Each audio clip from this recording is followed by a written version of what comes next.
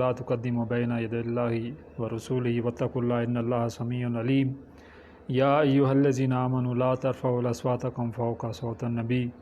ولا تجهروا له بالقول كجهر بعضکم لبعض ان تحبط اعمالکم وانتم لا تشعرون ان الذین یغضون اصواتهم عند رسول اللہ اولئک هم طہن اللہ بقلوبهم وللتقوى لهم مغفرۃ واجر عظیم ان الذین ینادونک من وراء الحجرات اکثرهم لا یعقلون ولو انهم صبروا حتی تخرج الیہم لکان خیرا لهم واللہ غفور رحیم یا ایھا الذین آمنوا ان جاءکم فاسق بنبأ فتبینوا ان تصیبوا قوما بجہالۃ فتصبحوا علی ما فعلتم نادمین واعلموا ان فیکم رسول اللہ لو یطیعکم فی کثیر من الامر لعنتم ولکن اللہ حبب الیکم الایمان وزینہ فی قلوبکم وکرہ الیکم الکفر والفسوق والعصیان اولئک هم الراشدون فضلا من اللہ ونعمۃ واللہ علیم حکیم ان طائفتان من المؤمنین اقتتلوا فاصلحوا بینہما فإن بغت احداہما علی اخری فقاتلوا التی تبغی حتی تفیء الی امر اللہ فإن فاءت فاصلحوا بینہما بالعدل واقسطوا ان اللہ یحب المقسطین انما المؤمنون اخوة فاصلحوا بین اخویکم فاتقوا اللہ لعلکم ترحمون یا ایھا الذین آمنوا لا یسخر قوم من قوم عسى ان یکونوا خیر منهم ولا نساء من نساء عسى ان یکن خیر منهن ولا تلمزوا انفسکم ولا تنابزوا بالالقاب بئس الاسم الفسوق بعد الایمان ومن لم یتب فاولئک هم الظالمون یا ایھا الذین آمنوا اجتنبوا کثیرا من الظن ان بعض الظن اسم ولا تجسسوا ولا یغتب بعضکم بعضا ایحب احدکم ان یأکل لحم اخیہ میتا فکرہتموہ واتقوا اللہ ان اللہ تواب الرحیم صدق اللہ العظیم رب اشرح لی صدری ویسر لی امری واحلل عقدۃ من لسانی یفقہوا قولی۔ سورہ حجرات آج ہمارا موضوع ہے اور چند آیات کی تفسیر کل کے پروگرام میں ہم نے اس کی دیکھی تھی، اس کا صرف میں ترجمہ کر کے آگے گزر جاؤں گا۔ سورہ حجرات جو ہے یہ بہت ہی آخر میں نازل ہوئی اور سورہ فتح کے بعد تقریباً 9 ہجری میں سورہ حجرات جو ہے وہ نازل ہوئی۔ یہی وجہ ہے کہ ایک جو اسلامی ریاست ہے، جو ملت اسلامیہ ہے، اس کی تاسیس اور تشکیل کے لیے جو گائیڈ لائن چاہیے وہ اس کے اندر بیان کی گئی ہے۔ اور سب سے پہلی بات اس کے اندر جو بات بتائی گئی ہے کہ ایک ایسا معاشرہ، جو پہلی آیت ہے، کہ جہاں پہ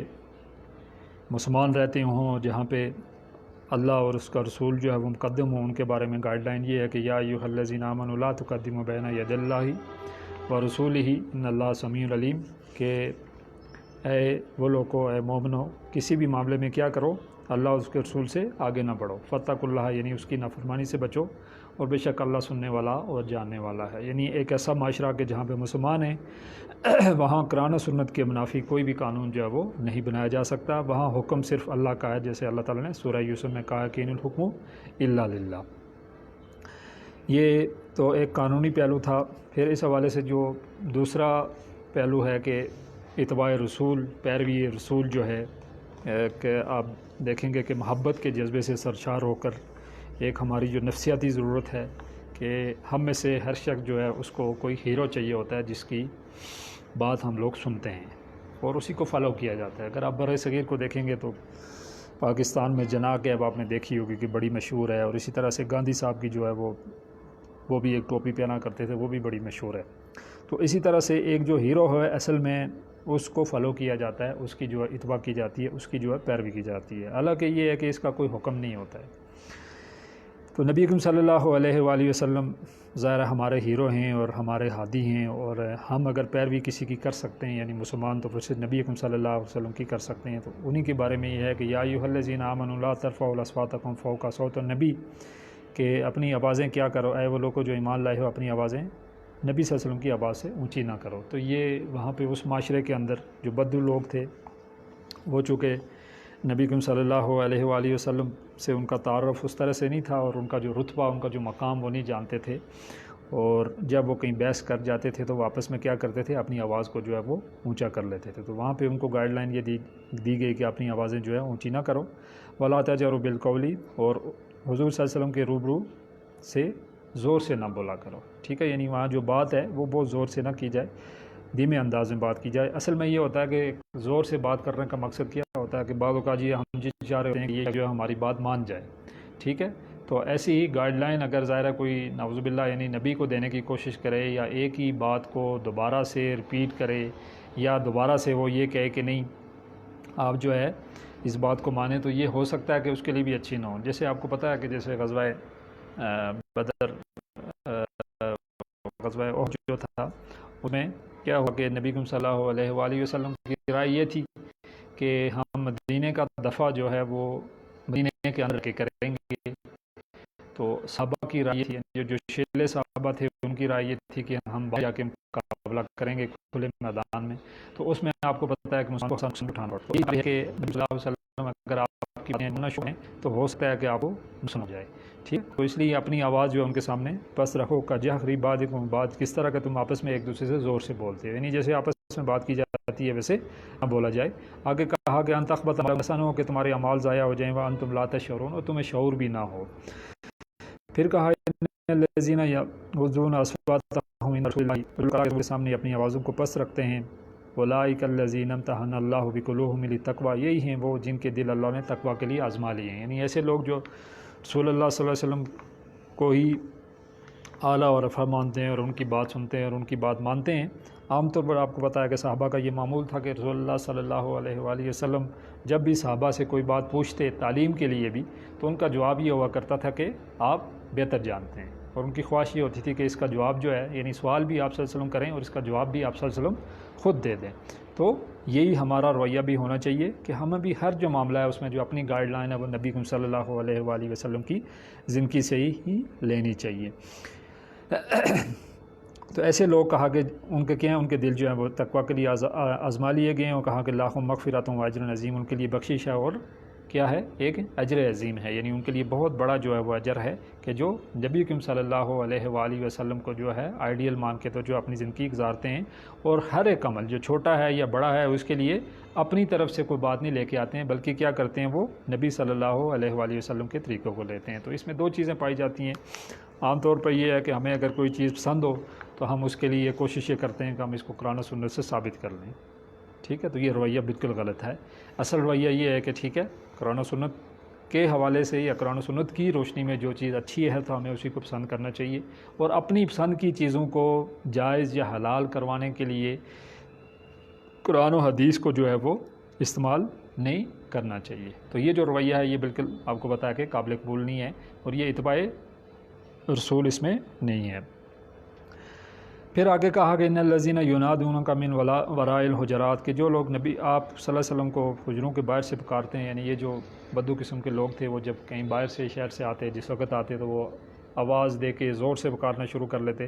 اور ان کی خواہش یہ ہوتی تھی کہ چونکہ وہ نبی ہیں اور وہ ہم تو اتنے دور سے سفر کر کے آئے ہیں، ان کو چاہیے کہ ہماری بات جو ہے وہ ضرور سنیں اور ابھی سنیں، اور کہیں آپ کو پتہ ہے آرام کا وقت ہوتا ہے یا کہیں کوئی ایسا وقت ہوتا کہ جب نبی صلی اللہ علیہ وسلم کے لیے باہر آنا ممکن نہ ہوتا، تو اس سے نبی صلی اللہ علیہ وسلم بھی تنگ ہوا کرتے تھے۔ تو اسی طرح سے آج بھی اگر کہیں بھی ہم اگر کسی بھی جگہ جاتے ہیں تو وہاں بھی ہمیں اس چیز کا خیال رکھنا چاہیے۔ اگر ظاہر ہے کسی کا ٹائم ٹیبل جو ہے وہ ہمیں پتہ ہے کہ بھائی یہ وقت ہے اس کا آرام کرنے کا ہے، عشاء کے بعد وہ سو جاتا ہے، تو ہم یہ کہیں نہیں، ہم اس کو اگر کال ہی کریں گے تو عشاء کے بعد کریں گے، یا ہم اس سے ملنے کے لیے جائیں گے تو ہم زور کے بعد جائیں گے، ہمیں اگر پتہ ہے تو پھر ہمیں اس کا خیال رکھنا چاہیے۔ تو آج تو آپ کو پتہ ہے کہ موبائل فون اور ساری سہولتیں ظاہر موجود ہیں، تو جانے سے پہلے یہ ہے کہ بہتر یہی ہوتا ہے کہ ہم کسی بھی شخص سے جو ہے وہ اپائنٹمنٹ لے لیں اور اس سے بات کر لیں کہ میں آپ سے ملنے کے لیے اس وقت پہ آؤں گا۔ تو وہ لوگ جو ہیں ظاہر ہے ان کے دل میں، ان کے ذہن میں یہ تھا کہ وہ اتنے دور سے سفر کر کے آئے اور ان کی بات جو وہ سنی جائے، تو وہ کہا کہ اکثر ہم لا یعقلون، کہ اس میں سے اکثر جو ہیں وہ نہ سمجھ ہیں، ٹھیک ہے۔ لو انہم صبروا، اگر وہ صبر کرتے، حتیٰ تخرج الیہم، یہاں تک کہ آپ صلی اللہ علیہ وسلم خود نکل کر ان کے پاس آتے، لکان خیر لہم، تو یہ ان کے لیے بہتر ہوتا، واللہ غفور الرحیم، اور بے شک اللہ جو ہے وہ بخشنے والا بھی ہے اور مہربان بھی ہے۔ یعنی وہ اگر صبر کر لیتے تو صبر کا پھل میٹھا ہے، نبی صلی اللہ علیہ وسلم خود اگر ان کی طرف آ جاتے تو پھر کیا ہے، ان کے لیے یہ جو ہے یہ بہتر ہوتے۔ تو اس کے بعد پھر آگے جو آیت نمبر 6 ہے، اس کو میں چھوڑ کے آگے چلا جاؤں گا، اور آیت جو 6 ہے اس کو پھر میں آگے سے دوبارہ سے کروں گا۔ اصل میں جو اس صورت کے آپ کہہ سکتے ہیں کہ جو 2 حصے ہیں، اس میں یہ جو آیت ہے آیت 6، یہ پہلے حصے میں بھی آتی ہے، یعنی اس کی تفسیر پہلے حصے میں بھی ہے اور اس کی تفسیر دوسرے حصے میں بھی ہے۔ تو اس کی تفسیر جو دوسرا حصہ ہے، جو آخری جو اس کا رکوع ہے، اس کے ساتھ ہم کریں گے۔ پھر آگے کہا کہ وَاعْلَمُوا أَنَّ فِيكُمْ رَسُولَ اللَّهِ، آگے وہی بات جاری ہے کہ جان رکھو کہ تمہارے درمیان اللہ کے رسول جو ہیں وہ موجود ہیں، یعنی نبی اکرم صلی اللہ علیہ وآلہ وسلم اگر موجود ہیں تو پھر اصل میں کیا ہے کہ اتباع اور پیروی انہی کی ہی ہو سکتی ہے، ان کے علاوہ باقی آپ کو پتہ ہے کہ کسی کی اتباع یا پیروی جو ہے وہ نہیں ہو سکتی۔ تو اگر وہ موجود ہیں تو ظاہر ہے وہ رسول ہیں، اور پیروی صرف انہی کی ہو سکتی ہے۔ یعنی یہ نہ آپ کریں کہ آپ جو ہے وہ بات یہاں پہ آگے آ جائے گی کہ یعنی اگر نبی صلی اللہ علیہ وسلم آپ کی باتوں کو اگر ماننا شروع کر لیں تو یہ آپ کے لیے مسئلہ ہو جائے گا۔ کہا کہ لو یطیعکم فی کثیر من الامر، کہ اگر بہت سی باتوں میں سے وہ تمہارا کہا مان لیا کریں، یعنی اگر آپ اپنی بات جو نبی صلی اللہ علیہ وسلم سے منوانا چاہ رہے ہیں تو کیا ہو، لا انتم، تو تم مشکل میں پڑ جاؤ گے۔ ٹھیک ہے، جیسے غزوہ جو احد ہے اس کا واقعہ جو ہے اس میں آپ کو پتہ ہے کہ بہت سے جو مسلمان ہیں وہ شہید ہو گئے تھے، اور جو ڈیسیژن تھا اصل میں وہ جو یوتھ تھی سمجھ لیں کہ اس کے پریشر میں نبی صلی اللہ علیہ وسلم نے کیا تھا، چونکہ ان کی خواہش یہ تھی کہ ہم باہر جا کے ہم کیوں یہاں پہ جو ہے نا، یعنی ایک طرح کے محصور ہو کے تو کیوں لڑیں، ہم جل کے میدان جنگ میں جا کے باہر جا کے مقابلہ کریں گے، تو جس کا مسلمانوں کو آپ کو بتایا کہ اچھا خاصا جو ہے وہ نقصان اٹھانا پڑا۔ وَلَٰكِنَّ اللَّهَ حَبَّبَ إِلَيْكُمْ، لیکن اللہ نے تمہارے لیے ایمان کو عزیز کر دیا ہے۔ لیکن یہ ہے کہ کیا ہے کہ ایمان جو ہے وہ تمہارے لیے عزیز ہے، اور یعنی نبی صلی اللہ علیہ وسلم پہ ایمان جو ہے وہ عزیز ہے، اور اگر ظاہر ہے نبی صلی اللہ علیہ وسلم پہ ایمان ہے تو پھر ایمان کا تقاضا یہ ہے کہ ان کی اتباع کی جائے، ان کی پیروی کی جائے، اور ان کی جو ہر ایک بات ہے وہ اس کو مانا جائے۔ پھر آگے کہا کہ زَيَّنَّهُ فِي قُلُوبِكُمْ، اور اسے تمہارے دلوں میں مزین کر دیا، یعنی جو ایمان ہے وہ کیا ہے، اس سے ہمارے دل جو ہیں وہ مزین کر دیے ہیں، اس میں ایک امن اور چین اور سکون کا معاملہ رکھ لیا ہے کہ کوئی شخص بھی جو ہے وہ جتنا اتباع سنت کرتا ہے تو اس کا ایمان کا جو لیول ہے وہ بھی بڑھتا ہے، اور کیا ہوتا ہے اس کا وہ جو زوال خوف و خزن ہم نے دیکھا تھا کہ وہ بھی اس کے ذہن میں یا دل میں آ جاتا ہے، اور اس کی پریشانیاں جو ہیں وہ کیا ہوتی ہیں، کم ہو جاتی ہیں۔ وَكَرَّهَ إِلَيْكُمُ الْكُفْرَ وَالْفُسُوقَ وَالْعِصْيَانَ، اور کفر اور گناہ اور نافرمانی سے تم کو بیزار کر دیا ہے۔ ٹھیک ہے، یعنی یہ اللہ کا بڑا احسان ہے کہ اللہ تعالیٰ نے آپ کے دل جو ہیں ان کو ایمان سے مزین کر دیا ہے، اور اسی طرح سے جو کفر اور جو گناہ کے کام ہیں اس سے بھی بیزار کر دیا۔ اولئک هم الراشدون، یہ وہ لوگ ہیں جو ہدایت پہ ہیں۔ ٹھیک ہے، ایسے لوگ جو ہیں جن کو یعنی ایمان کی نعمت جو ہے وہ دی گئی، اور کفر اور نافرمانی سے جن کے دل جو ہیں وہ بیزار ہو گئے، تو یہاں پہ ایک حسر کا مفہوم اس کے اندر پایا جاتا ہے کہ اولئک، یعنی ضمیر جو ہے وہ پہلے لائی گئی ہے کہ اولئک هم الراشدون، کہ یہ لوگ ہی ہدایت پر ہیں، یا یہ ہم کہہ سکتے ہیں کہ اصل میں یہی لوگ ہدایت پر ہیں۔ پھر کہا کہ فضل من اللہ و نعمتن، یہ اللہ کا فضل ہے اور نعمت ہے، واللہ علیم حکیم، اور اللہ جاننے والا اور حکمت والا ہے۔ یعنی اللہ تعالیٰ کی ذات جو ہے وہ جاننے والی ہے اور حکمت والی ہے، علیم ہے یعنی جاننے والا ہے اور حکمت والا ہے، اور یہ کوئی بھی کام جو ہے اس کا جو کام ہے وہ حکمت کے بغیر نہیں ہوتا، اور ہر کام جو ہے اس کا جو ہے کیا ہے وہ حکیمانہ ہے۔ اب اس کا جو دوسرا رکوع ہے ہم اس کی طرف آتے ہیں۔ یہ جو دوسرا رکوع ہے اس کے اندر اصل میں 8 جو کمانڈمنٹس ہیں وہ دی گئی ہیں، اس میں 2 جو کمانڈمنٹس ہیں وہ مین کمانڈمنٹس ہیں، ریاست کے لیول کی ہیں، اور 6 جو ہیں وہ آپ کہہ سکتے ہیں کہ اس میں سے فرد کے لیول کی جو ہے پائی جاتی ہیں۔ بہرحال یہ تمام کی تمام جو امپورٹنٹ ہیں، لیکن جو 2 ہیں جو بالخصوص پہلی 2 جو آتی ہیں وہ کیا ہیں، وہ بہت ہی زیادہ جو امپورٹنٹ ہیں، اور ایک جو اسلامی ریاست ہے اس کے اندر جو اصول ہیں اس میں اصل میں وہ بتائے گئے ہیں کہ ایک اسلامی ریاست کے اندر آپ نے جو ڈیلنگ ہے وہ کس طرح سے کرنی ہے، اور خصوصی طور پر ایسی بات کہ جو کہیں سے آپ کو سننے میں مل جاتی ہے وہ آپ کو پتہ ہے کہ اس کو آپ نے جو ہے وہ کس طرح سے جو ہے وہ ڈیل کرنا ہے۔ یہ آیت نمبر 6 ہے۔ کہا کہ یا ایھا الذین آمنوا، اے مومنو، ان جاءکم فاسق بنبأ، اگر تمہارے پاس کوئی فاسق کو خبر لے کے آئے، فتبینوا، تو خوب تحقیق کر لیا کرو۔ اب اس حوالے سے یہ ہے کہ آج کل آپ کو پتہ ہے کہ سوشل میڈیا کا وقت ہے، اور اسی طرح سے جو ہمارا پرنٹ میڈیا یا دوسرا میڈیا ہے تو وہاں پہ اکثر جو ہے وہ بریکنگ نیوز چلتی رہتی ہیں، کون سی خبر سچ ہے اور کون سی خبر جھوٹ ہے سوشل میڈیا کے حوالے تو پتہ اس کی کنفرمیشن کرنا بھی بڑا مشکل ہے۔ تو یہاں پہ یہ بات بتائی جا رہی ہے کہ ایک ایسی ریاست کہ جو اسلامی ریاست ہے وہاں پہ اگر کوئی فاسق کوئی خبر لے کے آ جائے تو خوب تحقیق کر لیا جائے، یعنی کہا کہ آدمی کے جھوٹے ہونے کے لیے یہی کافی ہے کہ وہ بغیر تحقیق کے کسی خبر کو آگے پھیلا لے، ٹھیک ہے، یعنی کوئی بات آپ تک پہنچی اور آپ کو یہ پتہ نہیں ہے کہ آیا یہ سچ ہے یا جھوٹ ہے تو پھر آپ کو اس کو آگے جو ہے وہ نہیں پہنچانے چاہیے۔ اچھا، یہ اصل میں یہاں پہ معاملہ یہ تھا کہ چونکہ نبی کریم صلی اللہ علیہ وآلہ وسلم ان کی اتباع اور پیروی آنے والے قیامت تک جو ہے ہونے والی تھی، اب وہاں پہ اگر ظاہر ہے کوئی شخص آ کے کوئی ایسی بات کر جاتا نبی صلی اللہ علیہ وسلم کے بارے میں کہ نبی صلی اللہ علیہ وسلم نے یہ بات کہی تھی فلاں وقت میں، تو اب اگر اس کی بات مان لی جاتی تو پھر آپ کو پتہ ہے کہ کسی غلط چیز کی پیروی ہو سکتا ہے کہ ساری زندگی جو ہے وہ چلتی رہے۔ تو وہاں پہ یہ کہا گیا کہ پیروی کیا ہے، کس کی کرو، یعنی وہ جو خبر لانے والا ہے اس کا جو ہے خوب تحقیق کر لیا کرو، اور خاص کر کے ایسا شخص کوئی اگر جو فاسق ہے وہ اگر کوئی خبر لے کے آتا ہے تو اس کے بارے میں ضرور تحقیق کرو۔ اس میں ایکسیپشن ضرور ہے کہ ظاہر ہے کوئی اگر ایسا شخص ہے کہ جس کے بارے میں پتہ ہے کہ نہیں وہ نیک شخص ہے اور وہ کوئی ایسی بری خبر یا ایسی کوئی خبر نہیں لا سکتا ہے کہ جس کے اندر صداقت نہ ہو، تو پھر اس کی بات کو تو چلیں مانا جا سکتا ہے، لیکن ایک ایسا شخص یا ایسا کوئی اجنبی شخص کہ جو کوئی خبر لے کے آتا ہے تو اس کے بارے میں کہا کہ خوب تحقیق کر لیا جائے۔ تو اس حوالے سے آپ کو پتہ ہے کہ جو جتنے ہمارے آئمہ ہیں، امام مسلم ہیں یا امام بخاری ہیں، ان سب نے جتنی حدیث جمع کی ہیں اس کی خوب تحقیق کی ہے، اور جو راوی ہیں ان سب کی خوب کانٹ چھانٹ کر کے دیکھا ہے کہ یہ جو ہیں ان کے انفرادی معاملات کیسے تھے، اجتماعی معاملات کیسے تھے، رزق کا معاملہ کیا تھا، جھوٹ تو نہیں بولتے تھے، امانت دار تھے یا نہیں تھے۔ تو یہ ساری تحقیق انہوں نے اس حوالے سے کی ہے کہ جو بھی یعنی حدیث ہے انہوں نے بغیر تحقیق کے آپ کو پتہ ہے کہ حدیث کی کتابوں میں نہیں رکھی ہے، یعنی پوری کی پوری تحقیق کی ہے۔ تو یہ کہا کہ خوب تحقیق کر لیا کرو، ان تصیبوا قوما بجہالۃ، ایسا نہ ہو کہ تم کسی قوم کو نادانی سے نقصان پہنچا دو، یعنی یہ ہے کہ بعض کا یہ ہے کہ اگر کوئی ایسی خبر آ گئی ہے، ٹھیک ہے، اور ایسی قوم سے کہ جو آپ کی دشمن ہے، تو ایسا نہ ہو کہ آپ نادانی میں جو ہے کیا کرو ان تک جو ہے جا پہنچو، یعنی کوئی ایسا نقصان جو ہے وہ کر بیٹھو ان کے لیے۔ تو یہاں پہ یہ کہا کہ خوب جو ہے وہ کیا کر لیا کرو کہ تحقیق جو ہے وہ کر لیا کرو، اور بغیر تحقیق کے کوئی بھی خبر جو ہے اس کو آگے نہ پہنچا دیا کرو، اس سے ہو سکتا ہے کہ کوئی بہت بڑا جو ہے وہ کیا ہو جائے کہ نقصان ہو جائے۔ اب خاص کر کے ظاہر نبی صلی اللہ علیہ وسلم کے حوالے سے اب آپ کو پتہ ہے کہ ایک اسلامی ریاست کے اندر ظاہر جو نبی صلی اللہ علیہ وسلم کے جو فرمان ہیں، جو ان کی حیثیت ہے وہ ایک دستور کی حیثیت ہے، تو وہاں پہ اگر ظاہر کوئی ایسی خبر غیر تحقیق کے اگر یعنی جس کو ہم حدیث کہتے ہیں وہ اگر شامل ہوگی تو پھر اس کی وجہ سے آپ کو پتہ ہے کہ ایک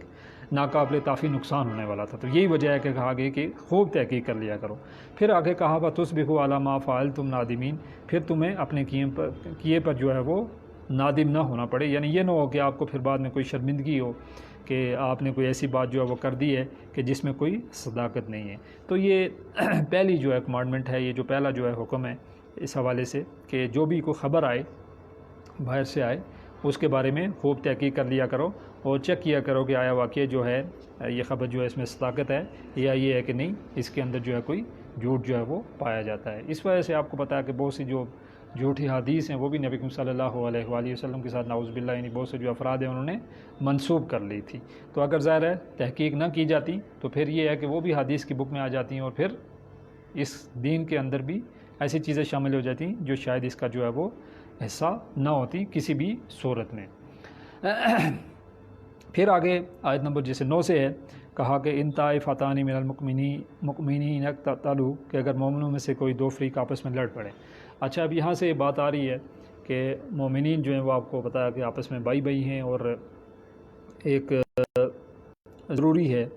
کہ وہ بھائیوں کی طرح رہیں۔ ایک اگر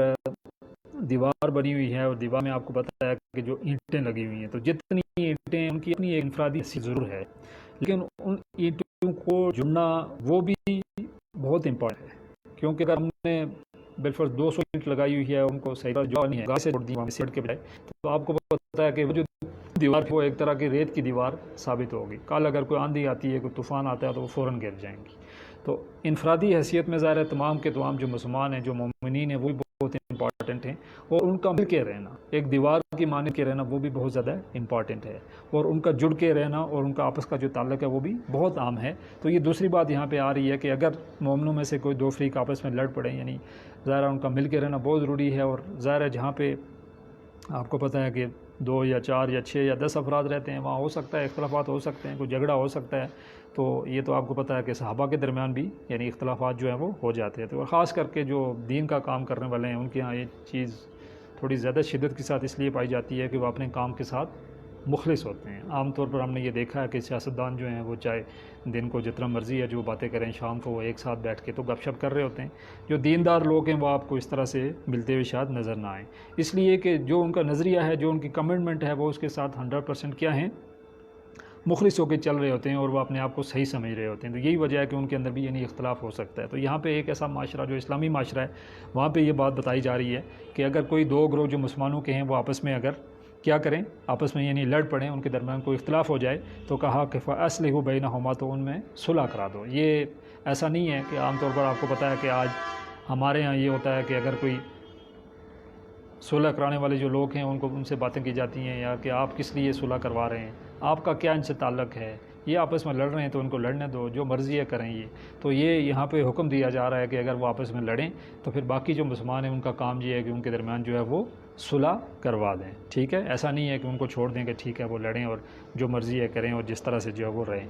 کیونکہ اس سے آپ کو پتہ ہے کہ ایک انتشار جو ہے وہ پھیلتا ہے۔ پھر کہا کہ فَإِن بَغَتْ احداہما علی الاخری، اگر ایک فریق دوسرے پر زیادتی کر لے، ٹھیک ہے، ظاہر ہے دو اگر آپس میں لڑ رہے ہیں تو ہو سکتا ہے کہ ایک فریق جو ہے وہ آپ کو پتہ ہے دوسرے پر جو ہے وہ زیادتی کر رہا ہو اور زیادتی کا معاملہ ہو سکتا ہے، تو کہا کہ فَقَاتِلُوا الَّتِی تَبْتَغِی، تو زیادتی کرنے والے سے لڑو، ٹھیک ہے، یعنی اگر آپ نے دیکھ لیا کہ ایک فریق دوسرے سے زیادتی کر رہا ہے تو پھر جو زیادتی کر رہا ہے اسے لڑو، اس لیے کہ آپ کو پتہ ہے کہ اسلام جو ہے وہ ظلم کے خلاف ہے، ٹھیک ہے، کہا کہ کفر کی حکمرانی رہ سکتی ہے لیکن ظلم کی حکمرانی نہیں رہ سکتی۔ تو ایک فریق اگر کوئی دوسرے سے زیادتی کر رہا ہے تو جو زیادتی کر رہا ہے اس کے ساتھ لڑو، ٹھیک ہے، یعنی اب آپ اس کی سائیڈ ہو گئے جو مظلوم ہے، اس کی سائیڈ جو ہے وہ آپ ہو گئے۔ تو کہا کہ حتیٰ تقیہ الی اللہ امر اللہ، یہاں تک کہ وہ اللہ کے حکم کی طرف لوٹ آئے، یعنی آپ نے لڑنا ہے یہاں تک کہ وہ اللہ کے جو حکم ہے اس کی طرف جو ہے وہ واپس لوٹ آئے، یعنی یہ ہے کہ اگر وہ اللہ کے حکم کی طرف واپس لوٹ آئے تو پھر اس کے بعد جو ہے وہ آپ نے لڑنا نہیں ہے، اور کیا کرو اس کے بعد فَأَصْلِحُوا بَيْنَهُمَا بِالْعَدْلِ، تو پھر ان دونوں فریقوں میں عدل کے ساتھ صلح کرا دو۔ اب یہ یہاں پہ بات پھر دوبارہ عدل کی آ گئی ہے، تو یہ عدل کی بات اس لیے آ رہی ہے کہ اب ظاہر ہے دو فریق آپس میں لڑ رہے تھے اور آپ نے دیکھا کہ اس کی زیادتی ہے،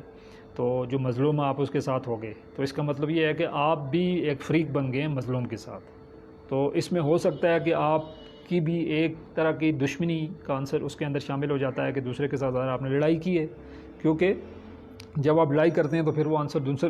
جو دشمنی والا ہے وہ شامل ہو جاتا ہے۔ تو یہاں پہ کہا کہ اس کے بعد بھی فَأَصْلِحُوا بَيْنَهُمَا بِالْعَدْلِ، تو عدل کرو، یعنی صلح کرو، اور صلح کس کے ساتھ کرو، یعنی عدل کے ساتھ، یعنی ایسا نہ ہو کہ آپ اپنی اس کی وجہ سے یہ سمجھ بیٹھیں کہ یار یہ اس کے ساتھ جو ہے کوئی ناانصافی ہو جائے، بلکہ کرنا آپ نے عدل ہی ہے اس کے بعد بھی۔ تو کوئی چاہے اپنا ہو یا چاہے کوئی پرایا ہو، بات ہم نے عدل کی کرنی ہے، اس میں چاہے اپنا ہی نقصان کیوں نہ ہو، اپنے رشتہ داروں کا کیوں نہ نقصان ہو، تو بات کس کی کرنی ہے، عدل کی کرنی ہے، یعنی یہ نہیں ہے کہ ہم یہ دیکھیں کہ ٹھیک ہے اگر میرا فائدہ ہو رہا ہے تو ٹھیک ہے کوئی بات نہیں، بے شک دوسرے کے ساتھ زیادتی ہوتی رہے، اور اگر کسی دوسرے کا فائدہ ہو رہا ہے تو اس وقت جو ہے نا مجھے عدل یاد آ جائے، تو ایسا نہیں ہے، ہر حال میں جو ہے عدل کا حکم دیا گیا ہے۔ اور پھر آگے یہ بات پھر دوبارہ سے آگے کو اقصدوا، اور عدل سے کام لو، تو یہ دو بار یہ بات یہاں پہ آ رہی ہے، اور اس کی وجہ یہی ہے کہ ظاہر ہے جب ایسا معاملہ ہوتا ہے تو پھر وہاں کیا ہوتا ہے، پھر ایک معاملہ دل کے اندر ایک خلش اور ایک چپکلش ایک ذاتی سی بھی بن جاتی ہے وہاں پہ۔ تو کہا کہ ان اللہ یحب المقسطین، کے بے شک اللہ عدل کرنے والوں کو پسند کرتا ہے، اور اللہ کی ذات جو ہے وہ اللہ کو پتہ ہے کہ عادل ہے، عدل کرنے والا ہے، تو اس لیے وہ عدل کرنے والے کو پسند کرتا ہے۔ تو اس لیے ضروری ہے کہ اگر کوئی دو بھائی آپس میں لڑ رہے ہیں تو ان کو اسی طرح سے چھوڑا نہ جائے کہ وہ لڑتے رہیں اور ایک دوسرے کا نقصان کرتے رہیں، بلکہ ان کو روکا جائے، اور جو زیادتی کر رہا ہے اس کو اس سے بھی روکا جائے، اور پھر ان کو واپس جو ہے وہ کس کی طرف لایا جائے، اپنا جو نارمل روٹین ہے اس کی طرف بندہ لے کے آئے۔ پھر کہا کہ انما المؤمنون اخوۃ، کہ مومن تو آپس میں بھائی بھائی ہیں، ٹھیک ہے، فاصلحوا بین اخویکم، تو اپنے دو بھائیوں کے درمیان میں جو ہے وہ صلح کرا دو، ٹھیک ہے، یعنی بھائی بھائی ہیں اور اگر کوئی اختلاف ہو گیا ہے تو پھر ان کے درمیان جو ہے وہ صلح کرا دو۔ واتقوا اللہ، اور اللہ کی نافرمانی سے بچو، ٹھیک ہے، یعنی صلح کرانے میں بھی اللہ کی نافرمانی سے بچو. ایسا نہ ہو کہ صلح کے لیے بھی آپ جو ہے کوئی زیادتی کر بیٹھو اور کوئی اللہ کی جو ہے وہ نافرمانی کر بیٹھو. لعلکم ترحمون، تاکہ کہ تم پر جو ہے وہ رحمت کی جائے، ٹھیک ہے. اور اس کے بعد یہ کیا ہوگا، تم پر جو ہے وہ رحمت کی جائے گی. اب نبی کریم صلی اللہ علیہ وسلم کی حدیث بھی ہے کہ تمام مسلمان جو ہیں وہ کیا ہیں، وہ ایک جسد واحد کی طرح ہیں، ٹھیک ہے. اور اگر آپ دیکھیں کہ کسی جسم کے اندر ہمارا کوئی ایک عضو جو ہے اس کے اندر کوئی درد ہو، جیسے آنکھ میں اگر درد ہو تو باقی جسم سکون میں نہیں ہوگا، پاؤں میں اگر درد ہو تو ہم یہ کہیں کہ باقی جسم سکون میں ہوگا تو نہیں ہے، ٹھیک ہے. تو اس وجہ سے یہ ہے کہ کوئی بھی اگر کوئی ہمارا مسلمان بھائی وہ اگر کسی تکلیف میں ہے تو پھر ہمیں بھی اس کی تکلیف جو ہے وہ کیا کرنی چاہیے، وہ اس کو محسوس کرنا چاہیے، اور جو بھی اس کی مدد ہے وہ ہمیں ضرور کرنی چاہیے. اور اس حوالے سے وہ علی المسلم خمس، اس میں سب سے پہلے رد السلام و عیادت المریض و اتباع الجنائز و اجابت الدعوہ و تشمیت العاطس، ٹھیک ہے. کہ ایک مسلمان کے مسلمان پر 5 جو حقوق ہیں، جس میں سے ایک یہ ہے کہ اسلام کا جواب دینا، ٹھیک ہے. دوسرا کیا ہے کہ اگر بیمار ہو جائے تو اس کی عیادت کرنا، قبر کی تیاری ہے، وہ ساری چیزیں ہیں اس کے اندر. پھر اس کی دعوت کو قبول کرنا، پھر اس پہ چھینک اگر آ جائے اس کو تو وہ جب الحمدللہ کہتا ہے تو اس کے جواب میں یرحم اللہ کہا جائے، اور اس کے لیے یعنی دعائے رحمت جو ہے وہ کی جائے. تو یہ 5 حقوق ہیں ایک مسلمان کے مسلمان پر. تو یہ 2 باتیں جو ہیں، جیسے میں نے آپ سے کہا تھا کہ جو مین باتیں ہیں وہ اس کے اندر آتی ہیں، ٹھیک ہے. مین ایک اس کے اندر جو پہلی آئی کہ اگر کوئی ایسی خبر، کوئی ایسی بات ہو کہ جس کے بارے میں ہم شور نہیں ہو کیا یہ سچ ہے یا نہیں ہے، تو اسے ہمیں مان نہیں لینا چاہیے بلکہ تحقیق کرنی چاہیے. اور دوسرا یہ ہے کہ کوئی 2 مسلمان بھائی اگر آپس میں لڑ پڑیں تو پھر ان کو آپس میں کیا کرنا ہے، ان کی آپ نے صلح صفائی جو ہے وہ کرنی ہے. اس کے بعد آگے وہ پھر 6 جو اور کمانڈمنٹ ہیں، جو معاشرے کے اصول ہیں، جو اسلامی معاشرت ہے اس کے اندر وہ ساری 6 چیزیں آ جاتی ہیں. یہاں پہ آ رہا ہے کہ یا ایھا الذین آمنوا، اے مومنو، لا یسخر قوم من قوم، کہ مرد مذاق نہ اڑائیں مردوں کا. عسیٰ ان یکونوا خیر منہم، ممکن ہے کہ وہ ان کے مذاق اڑانے والوں سے بہتر ہوں. اب یہ ہے کہ عام طور پر آپ کو بتایا کہ یہ ہمارے ہاں بھی یہ رواج پایا جاتا ہے کہ کسی کا قد چھوٹا ہے تو اس کے لیے ہم باتیں کرتے ہیں، کسی کا رنگ اگر کالا ہے تو اس کے لیے ہم باتیں کرتے ہیں. اور اسی طرح سے جو مختلف چیزیں ہیں، یعنی اگر کوئی ایسے خاندان سے تعلق رکھتا ہے، جیسے کوئی جس کے بارے میں ہم کہتے ہیں کوئی ہمارے صفائی والے کرنے والے بھائی ہیں، تو ان کے ہم نے مختلف جو نام ہیں وہ رکھے ہوتے ہیں. اور جو مختلف جو اس طرح کے لوگ ہیں، جیسے یہ عام طور پر جو شادیوں میں جو کھانا پکانے والے ہیں ان کے لیے ہم نے نام رکھے ہوتے ہیں. تو کہا کہ اے مومن مرد یعنی جو ہیں وہ مذاق نہ اڑائیں مردوں کا. تو اس سے مراد یہ نہیں ہے کہ مرد بے شک عورتوں کا مذاق اڑا لیں، بلکہ یہ ہے کہ مذاق نہ اڑائیں. اور قرآن میں عام طور پر ویسے جو صیغہ استعمال ہوتا ہے وہ مذکر کا استعمال ہوتا ہے، لیکن یہاں پہ دونوں کی بات آ جاتی ہے، یعنی عورت جو ہیں ان کی الگ سے بات آ رہی ہے. آگے وہ بھی دیکھ لیں گے. اور کہا کہ ولا نساء من نساء، نہ عورتیں مذاق اڑائیں عورتوں کا، یعنی عورتیں بھی جو ہیں وہ عورتوں کا مذاق نہ اڑائیں. عام طور پر آپ کو پتہ ہے کہ عورتیں جو ہوتی ہیں ان کی دنیا جو ہے وہ گھر کی دنیا ہی ہوتی ہے، تو اس لیے ظاہر ہے ان کے پاس باتوں کا وقت بھی خاصا زیادہ ہوتا ہے، اور ان کی باتیں بھی ظاہر ہے وہ ایک لمٹس ہوتی ہیں کہ ٹھیک ہے وہ جو 4 دیواری کے اندر کی باتیں ہوتی ہیں، تو ان کے ہاں یہ ڈسکشن بہت زیادہ ہوتی ہے کہ وہ فلاں ایسی ہے فلاں ایسا ہے. تو یہ اس لیے عورتوں کے لیے الگ سے ایک گائیڈ لائن جو ہے یہاں پہ آئی ہوئی ہے کہ عورتیں بھی جو ہیں وہ عورتوں کا مذاق نہ اڑائیں. تو یہ خصوصی تاکید کے لیے یعنی عورتوں کا ذکر آیا، ورنہ قرآن کے اندر جو حکم مردوں کے لیے ہے وہی عورتوں کے لیے بھی ہے، یعنی اس میں الگ سے یعنی جینس کو جو ہے وہ اس طرح سے الگ سے جو ہے اس کو بیان نہیں کیا گیا، لیکن یہاں پہ الگ سے بیان کیا گیا. کہا کہ عسیٰ ان یکون خیر منہن، ممکن ہے کہ وہ مذاق اڑانے والیوں سے بہتر ہوں. یعنی یہ ممکن ہے کہ ہم جس کا مذاق اڑا رہے ہوں کیا پتہ ہے وہ تقوی میں ہم سے جو ہے وہ آپ کو پتہ ہے کہ کتنا آگے ہو. ٹھیک ہے، کوئی ضروری نہیں ہے کہ ہمارے ذہن میں یہ بات ہو کہ نہیں اس کی شکل ایسی ہے، یہ نہ کٹا ہے، اس کا رنگ کالا ہے، یہ ہے وہ ہے، لیکن یہ ہے کہ کیا پتہ ہے وہ تقوی میں جو ہے اس میں کتنا آگے ہوں. جیسے آپ کو پتہ ہے کہ صحابہ کے دور کے اندر بھی حضرت بلال حبشی رضی اللہ تعالیٰ عنہ، یعنی یہ ہے کہ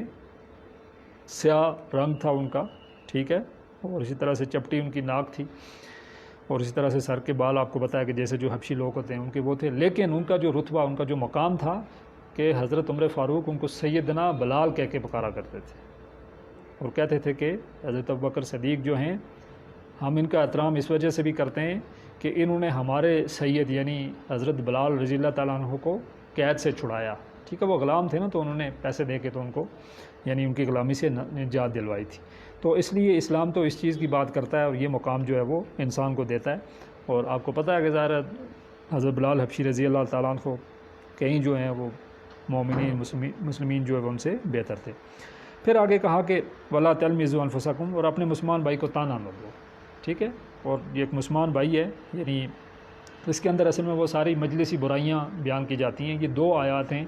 اور ان 2 آیات کے اندر یعنی جو پہلی جو آیت ہے اس کے اندر وہ چیزیں جو ہم کر جاتے ہیں ظاہری طور پر، ٹھیک ہے، اور اس کے بعد جو دوسری آیت آئے گی اس کے اندر آپ وہ چیزیں دیکھیں گے کہ جن کو ہم باطنی یعنی چھپ کے کر رہے ہوتے ہیں، یعنی وہاں غیبت کی بات آ جائے گی، ظن کی بات آئے گی۔ تو یہاں پہ ان چیزوں کی بات آ رہی ہے کہ جن کو ہم چھپ کے نہیں کرتے ہیں بلکہ برملا کسی محفل کے اندر بیٹھ کے جو ہے کرتے ہیں۔ جیسے ظاہر اگر آپ نے کسی کو جو ہے کسی کا مذاق اڑانا ہے تو ٹھیک ہے، آپ کسی محفل کے اندر بیٹھ کے کسی مسلمان بھائی کا مذاق اڑا رہے ہیں۔ اسی طرح سے دوسری بات کہ اگر آپ نے ظاہر کسی مسلمان بھائی کو تانا دینا ہے، ٹھیک ہے، اور آگے پھر کہا کہ ولا تنابزوا بالالقاب، اور نہ ہی ایک دوسرے کو برے نام رکھو، یعنی جو برا نام ہے وہ نہ رکھو، ایسا نام نہ رکھا جائے کہ جس سے کیا ہو کہ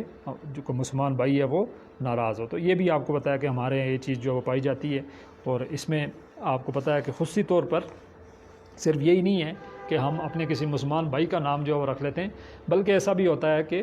ہمارے مخالف جو طبقات ہیں، ٹھیک ہے، ان کے بھی نام ہم نے رکھے ہوتے ہیں، کوئی مخصوص قسم کے نام ہم ان کو پکار رہے ہوتے ہیں۔ تو اس کا بھی منع کیا گیا ہے کہ تانا بھی نہ دو، اور نہ ہی کوئی برا نام جو ہے وہ اس سے پکارو۔ کہا کہ بیس الاسم الفسوق بعد الایمان، اور ایمان لانے کے بعد بہت برا ہے نام رکھنا، یعنی بہت ہی برا عمل ہے ایمان لانے کے بعد کسی کا نام جو ہے وہ رکھنا اس طرح سے، یہ ایک بہت ہی بری چیز ہے، اور کسی بھی صورت میں جو ہے وہ اس سے جو ہے وہ ہمیں بچنا چاہیے۔ اب کوئی ایسا نام رکھا جائے کہ ظاہر ہے جو اگر کسی کو ناگوار ہے اور ناپسند ہے تو ظاہر ہے اس سے آپ کو بتایا کہ کیا ہوتا ہے کہ وہ تنگ ہوتا ہے، اور ایک جو اس کے دل میں بھی آپ کے لیے جو ہے وہ ایک نفرت کا جو معاملہ ہے وہ بھی شروع ہو جاتا ہے۔ تو اسلام ظاہر ہے آپ کو پتہ ہے کہ سب کو جوڑ کے رکھنا چاہ رہا ہے۔ اسلام کبھی بھی نہیں چاہتا ہے کہ جو 2 کوئی مسلمان بھائی ہیں، جو مسلمانوں کے جو گروہ ہیں، ان کے درمیان کوئی بھی ایسی بات ہو کہ جس کی وجہ سے نفرت ہو جائے۔ تو یہ جو تینوں چیزیں ہیں کہ جس میں کیا ہے کہ ایک تو مذاق نہیں اڑانی ہے، اور اسی طرح سے پھر تانا نہیں دینا ہے، اور اسی طرح سے برے نام سے پکارنا نہیں ہے۔ کہا کہ ایمان لانے کے بعد برا نام رکھنا بہت ہی برا عمل ہے۔ پھر آگے کہا کہ وہ جو 3 چیزیں ایسی ہیں کہ جو ہم سیکریٹ رہ کر بیان کرتے ہیں، یعنی پوشیدہ رہ کر بیان کرتے ہیں، جیسے یہاں غیبت کی بات آئے گی کہ یا ایھا الذین آمنوا، اے مومنو،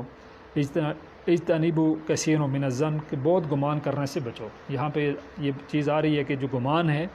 اس سے بچ جاؤ، یعنی کسی کے بارے میں ہم یہ خیال کر رہے ہوں کو غلط خیال کہ یہ ایسا ہے اور یہ ایسا ہے، اور یا ہم اس کی ٹو میں لگے رہیں، اس کے بارے میں سوچتے رہیں کہ یار یہ شخص جو ہے یہ ادھر گیا تھا، کیوں گیا تھا، یہ شخص یہاں پہ آتا ہے، اس وقت آیا، کیا کر رہا ہے۔ تو کہا کہ بہت زیادہ گمان کرنے سے بچو، یعنی اس سے مراد یہ نہیں ہے کہ بالکل ہی گمان نہ کیا جائے، ٹھیک ہے، کہیں کسی جگہ کوئی گمان جو ہے وہ صحیح بھی ہوگا، لیکن بہت زیادہ جو گمان یعنی کسی کی جو ہے وہ خامیاں ڈھونڈنا اور کسی کے پیچھے ہی پڑے رہنا کہ یار یہ جو بندہ ہے یہ ایسے کیوں کر رہا ہے، تو کہا کہ بہت زیادہ گمان کرنے سے بچو۔ البتہ یہ ہے کہ اس کے اندر بھی آپ کو پتہ ہے کہ کچھ جگہ یا کہیں ایسی جگہ پہ جہاں پہ جو ہے آپ کو بتایا کہ اس کی پرمیشن بھی ہوتی ہے کہ جہاں پہ کوئی ایسا ایشو ہو کہ ظاہر اگر کوئی رشتے کا معاملہ ہے کہ آپ کسی لڑکے یا لڑکی کا رشتہ کر رہے ہیں، تو ظاہر وہاں اگر ہم گمان نہیں کریں گے تو ہمیں تو نہیں پتہ ہوگا، ہمیں تو ظاہر ٹو لگانی پڑے گی، پتہ کرنا پڑے گا یار یہ جو لڑکا ہے یہ کیا کر رہا ہے، کہاں پہ کام کر رہا ہے، اس کے معاملات کیا ہیں، کن لوگوں کے ساتھ اٹھتا بیٹھتا ہے۔ اسی طرح سے اگر ہم کسی لڑکی کا رشتہ کر رہے ہیں تو اس کے لیے بھی ہمیں گمان کرنا پڑے گا۔ تو یہاں پہ یہ بات وہ تو ایک آپ کو بتایا کہ کسی وجہ سے ہم وہ کام کر رہے ہیں، لیکن کہا کہ بہت زیادہ گمان کرنے سے بچو، یعنی یہ ہے کہ خام میں جو ہے وہ گمان نہ کیا کرو۔ کہا کہ ان بعض الظن اسم، کہ بے شک بعض گمان گناہ ہیں، ٹھیک ہے، یعنی بعض گمان گناہ ہیں، اور یہی بات وہ پہ آ گئی ہے کہ کچھ ایسے گمان ہیں کہ ظاہر ہے یہ گناہ ہیں، یعنی اگر ہم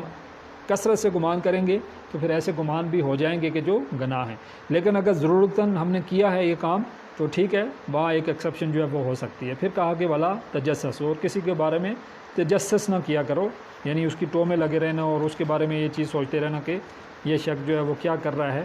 تو یہ ایسی چیزیں ہیں کہ جس کے بارے میں جو ہے وہ منع کیا گیا ہے کہ تجسس جو ہے وہ نہ کیا کرو۔ عام طور پر آپ کو پتہ ہے کہ تجسس جو ہے وہ کیا ہے، وہ اس کے اندر حسد شامل ہوتی ہے یا بغض شامل ہوتا ہے یا دشمنی شامل ہوتی ہے، کہ عام طور پر ہم یہ جستجو کرتے ہیں یا یہ تجسس کرتے ہیں کہ یہ جو شخص ہے اس کو اتنی دولت دی گئی اور ہمیں نہیں دی گئی، اور یہ جو شخص ہے اور یہ جو ہے یہ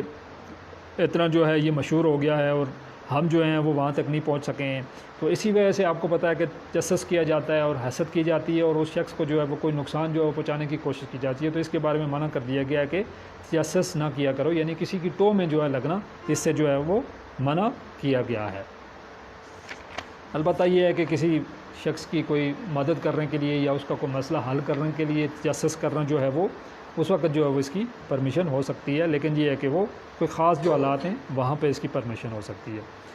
پھر کہا کہ ولا یغتب بعضکم بعض، نہ تم میں سے کوئی کسی کی غیبت کرے. اب یہ بات یہاں پہ غیبت کی آ گئی ہے، اور اس حوالے سے نبی کریم صلی اللہ علیہ وسلم کی حدیث ہے کہ جو شخص جو ہے وہ غیبت کرتا ہے وہ اپنے مردہ بھائی کا گوشت کھاتا ہے. اور عام طور پر آپ کو پتہ ہے کہ آج ہمارے معاشرے کے اندر شاید ہی کوئی محفل ہوگی کہ جس کے اندر غیبت نہ ہو. ٹھیک ہے، تو صحابہ نے پوچھا کہ یا رسول اللہ، ہم اگر اپنے کسی بھائی کی وہ برائی بیان کریں کہ جو اس کے اندر موجود ہو تو کیا وہ بھی غیبت ہوگی؟ تو نبی صلی اللہ علیہ وسلم نے کہا کہ ہاں، غیبت تو وہی ہوگی. اگر آپ نے ایک ایسی بات بیان کی کہ جو اس کے اندر موجود ہی نہیں ہے تو پھر تو وہ تو بہتان ہے، یعنی وہ تو غیبت سے بڑھ کر ہے. تو آج جو ہے اگر ہم دیکھیں اپنے معاشرے کو تو وہاں آپ کو پتہ ہے کہ ہماری گفتگو جو ہے وہ غیبت سے جو ہے وہ کسی طور پر پاک نہیں ہے. البتہ اس کے اندر بھی آپ کو پتہ ہے جو ایکسیپشن ہے وہ کہیں کسی جگہ پہ تھوڑی بہت کوئی ایکسیپشن ضرور موجود ہے، لیکن اس کو اپنی عادت بنا لینا اور ہماری باتیں جو ہیں وہ اگر 90% اگر غیبت پہ ہی ہوں تو پھر اس کا مطلب یہ ہے کہ ہم جو اپنا مردہ بھائی ہے اس کا گوشت جو ہے وہ کھانا چاہ رہے ہیں. تو اصل میں جو مثالیں دی جاتی ہیں وہ بھی آپ کو پتہ ہے کہ ایسے دی جاتی ہیں کہ تاکہ جو ہے کہ انسان جو ہے وہ عبرت پکڑے. تو جیسے یہاں پہ جو مثال دی گئی ہے وہ کہا کہ اپنے مردہ، آگے یہ بات آ بھی رہی ہے، آگے بات آ گئی ہے کہ ایحب احدکم، کیا تم میں سے کوئی پسند کرے گا ان یاکل لحم اخیہ میتن، کہ اپنے مرے ہوئے بھائی کا گوشت کھائے. یعنی کوئی یہ چیز پسند نہیں کر سکتا ہے کہ اپنے مرے ہوئے بھائی کا گوشت کھائے. آپ ظاہر ہے جس کی برائی کر رہے ہیں وہ آپ کے درمیان موجود نہیں ہے، ظاہر ہے وہ ڈیفینڈ نہیں کر سکتا ہے، وہ آگے سے کوئی ایکسکیوز پیش نہیں کر سکتا ہے کہ بھائی یہ بات ایسے نہیں تھی، یہ ایسے تھی. ٹھیک ہے، تو اب یہ ایسے ہی ہے کہ جیسے آپ کا جو مرا ہوا بھائی ہے، ظاہر ہے وہ آپ کو پتہ ہے کہ اٹھ کے تو آپ کو یہ تو نہیں کہہ سکتا کہ بھائی آپ میرا گوشت کیوں کاٹ کے کھا رہے ہو. ٹھیک ہے، تو آپ ایسے ہی ہے کہ آپ جیسے اپنے مرے ہوئے بھائی کا گوشت کھا رہے ہیں. تو آج ہمارے ہاں روایت جو آپ کو پتہ ہے کہ 3 لوگ بیٹھے ہوئے ہیں تو وہ کسی چوتھے کی غیبت کر رہے ہوں گے، اور اگر ان میں سے ایک اٹھ کے چلا گیا ہے تو وہ جو 2 پیچھے رہ گئے ہیں وہ جانے والے کی غیبت شروع کر لیں گے. اور اگر وہ واپس آ گئے اور ان میں سے پہلے والا چلا گیا ہے تو پھر وہ جو باہر چلا گیا ہے باقی 2 اس کی غیبت شروع کر لیں گے. تو یہ آج ہمارا آپ کو پتہ ہے کہ ایک رواج بن گیا ہے، اور الا ماشاء اللہ ہی ہماری کوئی ایسی محفل ہوگی کہ جس کے اندر جو ہے وہ غیبت جو ہے وہ نہ ہو. تو اس سے جو ہے وہ کوشش کرنی چاہیے. ظاہر ہے اس کی وجہ سے آپ کو پتہ ہے کہ ایک نفرت جو ہے وہ پیدا ہوتی ہے، اور ظاہر ہے کوئی ایسی بات اگر ظاہر آپ کے کسی بھائی تک پہنچ جائے گی تو پھر یہ باتیں آپ کو پتہ ہے کہ آگے تک چلی جاتی ہیں. تو کہا کہ اپنے مردہ بھائی کا گوشت کھائے. فَكَرِهْتُمُوهُ، تو یہ تو تمہیں بہت برا لگا ہے. یعنی اپنے مردہ بھائی کا گوشت ہم میں سے ہم اگر سوچ کے دیکھیں تو کوئی بھی کھانا نہیں چاہے گا، کہ اس کے بارے میں سوچنا بھی ہم پسند کریں گے. یہ ہے کہ یہ جو مردہ بھائی کا گوشت ہے یہ ہم میں سے ہر ایک ہے وہ بڑے جوش سے کھاتا ہے اور خوش ہو کے کھاتا ہے، اور ہماری جتنی پارٹیز ہے وہاں پہ یہ کھایا جاتا ہے اور ہم اس کو انجوائے کرتے ہیں. کہا کہ وَاتَّقُوا اللَّهَ، ہے تو اللہ کی نافرمانی سے بچو. ٹھیک ہے، یعنی اللہ کی نافرمانی سے بچو، اور یہ ہے کہ یہ جو کام ہے اس کو چھوڑ دے. ان اللہ تواب الرحیم، کہ بے شک اللہ توبہ قبول کرنے والا اور مہربان ہے، کہ اللہ کی ذات جو ہے وہ توبہ قبول کرنے والی اور مہربان ہے. تو یہاں پہ 3 جمع 3 یعنی 6 چیزوں کا ذکر آ گیا ہے، جس میں سے 3 جو ہماری چیزیں تھیں وہ میں نے آپ کو بتایا کہ وہ کھلے عام کی جاتی ہیں، وہ معاشرے کے اندر کی جاتی ہیں، علل اعلان جو ہیں وہ کی جاتی ہیں. ٹھیک ہے، یعنی کسی کا مذاق اڑانا، ٹھیک ہے، یہ علل اعلان ہو جاتا ہے. کچھ چھپ کے ظاہر مذاق اڑانے کے لیے آپ جس کا مذاق اڑا رہے ہوں گے آپ اس کو بلا کے تو اس سے بات کریں گے. ٹھیک ہے، اسی طرح سے کسی کو برے نام سے پکارنا، ظاہر آپ پکاریں گے تو اس کو پتہ چلے گا کہ نام رکھا گیا ہے. اور اسی طرح سے کسی کو تانا دینا، یعنی کسی کو یہ کہنا کہ آپ مین ہو اور آپ کا تعلق جو ہے وہ اس ذات کے ساتھ ہے، یہ ہے فلاں ہے، مطلب اس طرح کی باتیں جو آپ کو پتہ ہے ہمارے یہاں یہ بھی چیزیں جو ہے وہ پائی جاتی ہیں. اور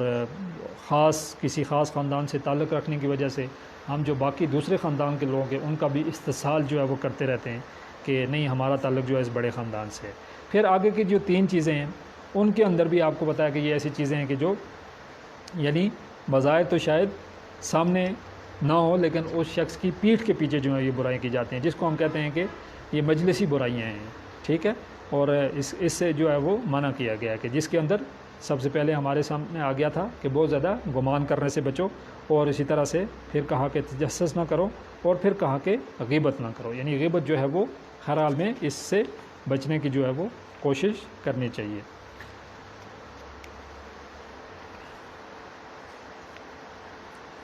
اچھا، اس کے بعد آگے کہا کہ یا ایھا الناس انا خلقناکم من ذکر او انثی، اے لوگو تم کو ایک مرد اور ایک عورت سے پیدا کیا گیا۔ اب یہ بات یہاں پہ آ رہی ہے کہ تمام جو نوع انسانیت ہے وہ آپ کو پتہ ہے کہ حضرت آدم اور اماں حوا کی اولاد ہیں، اور یہاں پہ یہ بات آ رہی ہے کہ تمام انسان جو ہیں وہ انسانی لیول پہ برابر ہیں، تمام کے تمام انسان ہیں، ان میں کوئی فرق نہیں ہے، کوئی گورا ہے کوئی کالا ہے، کوئی اس سے فرق نہیں پڑتا ہے، کوئی عرب کا ہے کوئی عجم کا ہے، کوئی اس سے فرق پڑنے والا نہیں ہے۔ اور وہ جو خطبہ حجۃ الوداع کے موقع پر نبی کریم صلی اللہ علیہ وآلہ وسلم نے کیا بھی دیا تھا کہ لا فضل علی عربی ولا عربی علی عجمی ولا اسود علی احمر ولا احمر علی اسود کلکم بنی آدم من تراب، کہ تم سب جو ہے کسی گورے کو کسی کالے پر اور کسی کالے کو کسی گورے پر کوئی فوقیت حاصل نہیں ہے، اسی طرح سے کسی عربی کو کسی اجمی پر اور کسی اجمی کو کسی عربی پر کوئی فوقیت حاصل نہیں ہے، ٹھیک ہے۔ تو آج آپ کو پتہ ہے کہ یہ چیزیں پائی جاتی ہیں، ہمارے ہاں بھی اگر کوئی بھائی ہمارا باہر سے آ جائے تو ہم اس کو جو ہے کیا سمجھتے ہیں، ہم سمجھتے ہیں کہ یہ کمی ہے، یہ کمین ہے، اور اسی طرح سے ہم بھی اگر باہر چلے جائیں تو عرب کے اندر اگر ہم جاتے ہیں تو وہاں آپ کو پتہ ہے کہ جو باہر کے لوگ ہیں ان کے لیے لفظ استعمال ہوتا ہے کہ اجنبی، یہ کہ وہ اجنبی ہیں، ٹھیک ہے، اور باقی وہ سعودی ہیں یا وہ جو وہاں کے لوگ ہیں وہ اپنے آپ کو بڑا سمجھتے ہیں، اور باقی جو باہر کے لوگ ہیں ان کو وہ اجنبی کہہ کے جو ہے وہ پکارتے ہیں۔ تو یہ بات یہاں پہ آ گئی ہے کہ یا ایھا الناس، یہ لوگوں کی سطح کی بات ہے، ٹھیک ہے، یہاں ایمان والوں سے صرف بات نہیں ہو رہی ہے بلکہ تمام لوگوں سے بات ہو رہی ہے، جتنی نوع انسانیت ہے یہاں پہ خطاب ان کی طرف چلا گیا ہے کہ یا ایھا الناس انا خلقناکم من ذکر و انثی، کہ ہم نے تم کو ایک مرد اور ایک عورت سے پیدا کیا ہے، ٹھیک ہے، یعنی اگر تم کو ایک مرد اور ایک عورت سے پیدا کیا گیا ہے تو پھر کیا ہو گیا، اس کا تقاضا یہ ہے کہ تم سب کے سب جو ہے وہ برابر ہو، کوئی برتری نہیں ہے کہ کوئی گورا ہے کوئی کالا ہے یا کوئی جو ہے وہ اس علاقے کا رہنے والا ہے اور کوئی سپیریئر ہے۔ ویسے بھی آپ کو پتہ ہے کہ ہمارے ہاں ایک جو قوم ہے ان کا تو کہنا یہ ہے کہ اصل انسان ہم ہی ہیں، باقی سارے کے سارے یہ جنٹائل ہیں، یہ سارے کے سارے ہماری خدمت کے لیے پیدا کیے گئے ہیں، یعنی جو ہمارے یہاں یہود ہیں ان کا کہنا یہ ہے کہ اصل جو انسان ہے وہ ہم ہیں، ٹھیک ہے، باقی سارے یہ جو یہ پورے انسان نہیں ہیں، بلکہ یہ ہے کہ ہماری خدمت جو ہے یہ ان کو جو ہے اس کے لیے پیدا کیا گیا۔ تو یہاں پہ یہ بات بالکل کلیئر کر دی گئی ہے کہ انا خلقناکم من، کہ ہم نے پیدا کیا تم ذکر و انثی، ایک مرد اور ایک عورت سے۔ پھر آگے وہ بات آ جاتی ہے کہ معاشرے کے اندر آپ کو پتہ ہے کہ بہت سے قبائل بھی ہیں، اور تو ان کے بارے میں بات آتی ہے وَجَعَلْنَاكُمْ شُعُوبًا وَقَبَائِلَ، اور تمہارے خاندانوں اور قبیلوں میں تقسیم کر دی ہے، یعنی یہ ہمارا کوئی کمال نہیں ہے کہ ہم کسی سدن سردار کے گھر پیدا ہو گئے اور ہمارے پڑوس میں وہ رہنے والا کسی بڑے خاندان میں یا بڑے قبیلے میں پیدا ہو گئے ہو، بلکہ یہ ہمارا ہی کمال ہے کہ ہم نے جس کو جو ہے وہ جس قبیلے میں پیدا کیا یا رکھا ہے۔ تو کہا کہ لِتَعَارَفُوا، کہ تاکہ تم ایک دوسرے کی شناخت کر سکو، یہ چھوٹی سی بات ہے، یعنی یہ جسٹ انٹروڈکشن ہے، ٹھیک ہے، کہ یہ مغل ہے، یہ سدن ہے، یہ چودھری ہے، یہ جٹ ہے، یہ جسٹ انٹروڈکشن ہے، اس میں کوئی بڑی بات نہیں ہے، کوئی اس بات پہ کوئی فخر کوئی غرور نہیں ہونا چاہیے کہ نہیں میرا قبیلہ یہ ہے اور میں کو بڑا ہوں، بلکہ یہ صرف جو ہے انٹروڈکشن کے لیے رکھا گیا ہے۔ اب آگے وہ بات آ رہی ہے کہ اصل جو چیز ہے وہ کیا ہے، وہ اصل چیز یہ ہے کہ ان اکرمکم عند اللہ اتقاکم، کہ اللہ کے نزدیک تم میں سے زیادہ عزت والا وہ ہے جو بہت ہی زیادہ پرہیزگار ہے، کہ اللہ کے نزدیک عزت اس کی ہے جو پرہیزگار ہے۔ اللہ کے نزدیک یہ معیار ہرگز نہیں ہے کہ میں کسی بڑے خاندان میں پیدا ہو گیا یا مجھے کو بہت زیادہ مال و دولت مل گیا ہے یا میں کو بہت ہی زیادہ حسین و خوبصورت ہوں، اس میں سے کوئی بھی معیار نہیں ہے۔ اللہ کے نزدیک جو معیار ہے وہ کیا ہے کہ تم میں سے اللہ کے نزدیک عزت والا وہی ہے جو زیادہ پرہیزگار ہے، جو زیادہ جو ہے وہ تقویٰ ہے۔ تو اللہ کا معیار تو یہ ہے۔ اب ظاہر ہے ہم انسانوں کے بیائے ہوئے معیارات جو ہیں وہ آپ جانتے ہیں کہ ہم نے اپنے کوئی معیار جو ہیں وہ بنا کے رکھے ہوئے ہیں، اور ہم اپنی جو کوئی ہماری پرائرٹیز ہیں ہم ان کو لے کے چل رہے ہوتے ہیں، لیکن اس کا اور اللہ کے معیار کے ساتھ آپ کو پتہ ہے کہ کوئی